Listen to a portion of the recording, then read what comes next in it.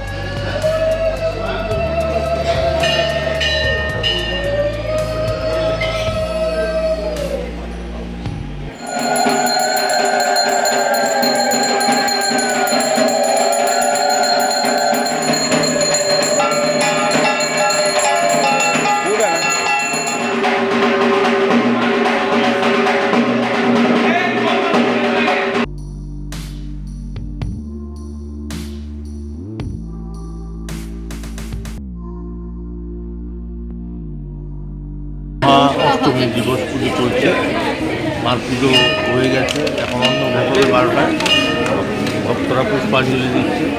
4টের সময় হবে সন্ধ্যে পুজো, তারপর সন্ধ্যা 7টায় মার আরতি হবে, তারপর লুচি পুজো বন্ধ হয়ে যাবে। মায়ের কাছে কি প্রার্থনা করা হয়েছে? মায়ের কাছে প্রার্থনা তো কালকে নববর্ষে সবাই যাতে ভালো থাকে, সুখে থাকে, শান্তিতে থাকে, সর্বমঙ্গল যাতে হয়, সর্বাত্ম।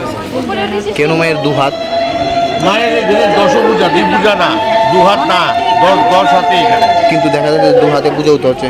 হ্যাঁ, 2 হাতে পুজো হতে হচ্ছে না, সামনে দেখানো 2 হাত আর পিছনে লুক্কায়িত 8 হাত। কেন? মহারানী সুলক্ষণা দেবী মায়ের এই রূপ দেখে ভয় পেয়ে গেছিলেন, তখন থেকে মা স্বপ্নাদেশের পর থেকে সামনে দ্বিভূজা, পেছনে অষ্টভূজা লুক্কায়িত।